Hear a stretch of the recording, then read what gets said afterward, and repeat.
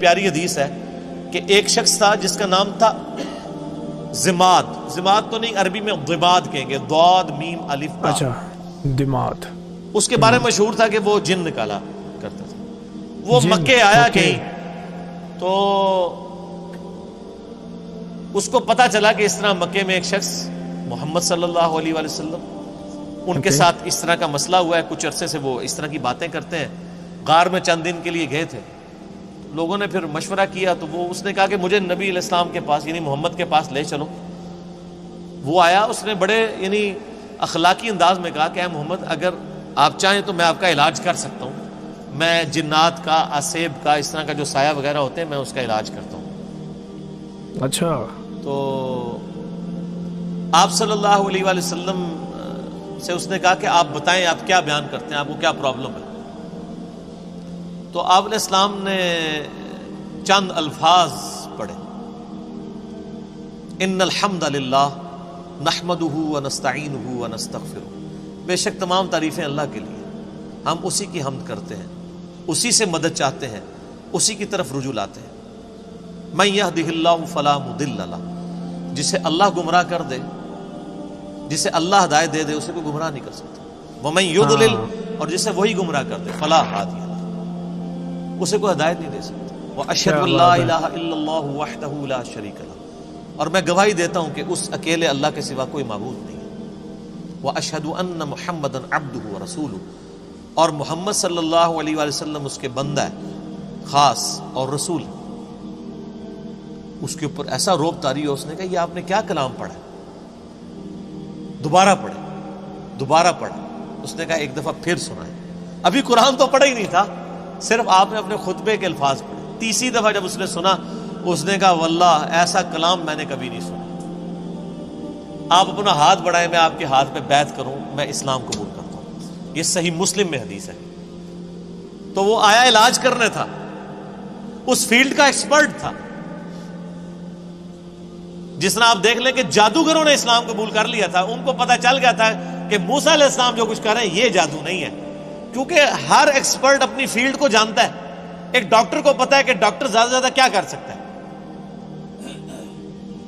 اور اس کے سامنے کوئی ایسا ایکسپیرینس آ جائے وہ کہے گا یہ ڈاکٹری میں پاسبل نہیں ہے.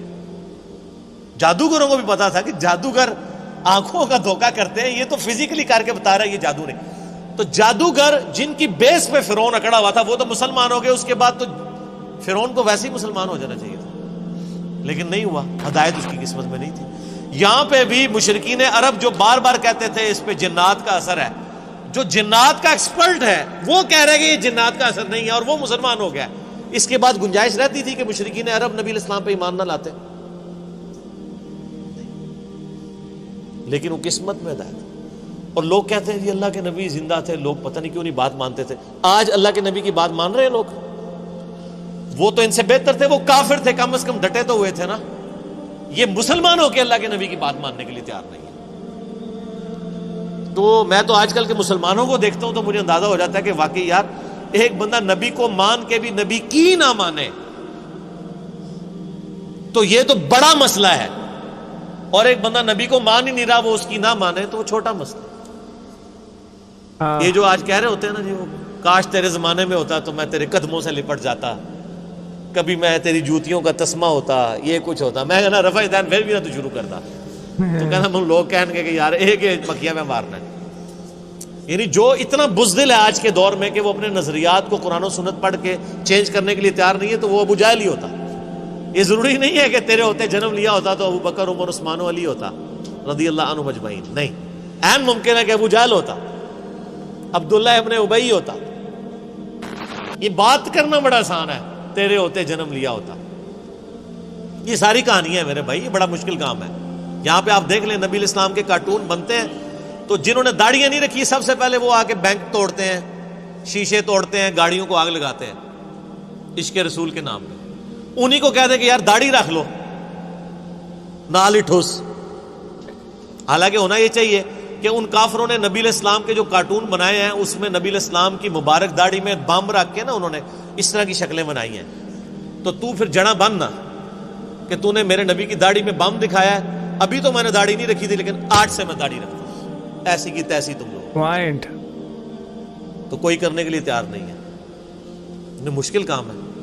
اب بینک لوٹنا، گاڑیوں کو آگے لگانا، اے ٹی ایم مشینیں اکھاڑ کے لے جانا، ثواب دیکھیں، اے ٹی ایم مشین اکھاڑیں آپ کو پیسے بھی ملے اور ثواب بھی ملے، اور کیا چاہیے. ظاہر ہے یہی کہانی کرائی گئی ہے نا. پاکستان میں تو مولوی یہی پٹی پڑھا رہے ہیں نا. جو بھی اینٹی اسٹیٹ ایکٹیویٹیز پہ علماء ابھار رہے ہیں اپنی عوام کو، وہ یہی کچھ کر رہے ہیں نا. غلامی رسول میں موت بھی قبول ہے، غلامی رسول میں اے ٹی ایم مشین لوٹنا بھی قبول ہے. تو سر پھر ایسی غلامی تو ہر بندہ کرے گا نا. دوویں جہانی مٹھے پاؤ کہ مشین بھی لوٹ لی اور جنت بھی پکی کروا لی. تو یہ ساری باتیں کرنا یعنی آسان ہے، یہ دعوے کرنا آسان ہے، لیکن حقیقت ہے کہ یہ بڑا مشکل کام ہے سچائی کو قبول کرنا. صحیح. تو اللہ تعالیٰ فرماتا ہے کہ تمہارے صاحب مجنون نہیں ہیں، ان پہ کوئی جنات کا اثر نہیں ہے.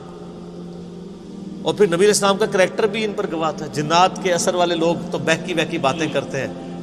جس پہ جنات کا اثر ہو وہ یہ لوگوں کو کہے گا کہ اپنی بچیوں کو زندہ دفن نہ کرو، اپنے ماں باپ کے ساتھ اس نے سلوک کرو، اس خدا کی عبادت کرو جس نے تمہیں بے قدر پانی سے پیدا کیا ہے.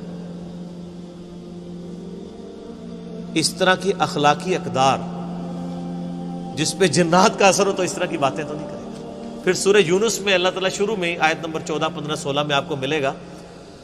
اللہ تعالیٰ فرماتا ہے کہ یہ کہتے ہیں کہ اے نبی ان سے فرما دو اگر اللہ نہ چاہتا تو میں کبھی قرآن تم پہ نہ پڑھتا. اور یہ کافر کہتے ہیں کہ نبی اس قرآن کو بدل دو یا کوئی اور قرآن لے آؤ، یعنی یہ تو بہت سخت قرآن ہے. اے نبی تم فرماؤ کہ مجھے کوئی حق حاصل نہیں کہ میں اپنی مرضی سے اس قرآن کو بدل دوں. میں تو خود اس وحی کا پابند ہوں جو اللہ کی طرف سے میری طرف آتی ہے. قل انی اخاف ان عصیت ربی عذاب یوم عظیم. اے نبی یہ بھی فرما دو کہ بالفرض اگر میں بھی اپنی خواہش نفس سے کچھ ایسا معاملہ کرتا ہوں، اپنے رب کی نافرمانی کرتا ہوں، تو میں بھی ڈرتا ہوں کہ بڑے دن کا عذاب مجھے بھی آ پکڑے گا. اس سے زیادہ اور کس طریقے سے آپ کو بات سمجھائی جاتی کہ قرآن میں یہ آیت 3 دفعہ ریپیٹ ہوئی ہے، سورہ یونس میں، سورہ الانعام میں اور سورہ الزمر میں. قل انی اخاف ان عصیت. اے نبی تم فرماؤ مجھے تو خود خوف لگا ہوا ہے کہ بالفرض اگر میں نے بھی اپنے رب کی نافرمانی کی تو بڑے دن کا عذاب مجھے بھی آ پکڑے گا. کیا بات ہے. جی گائز ایسی کی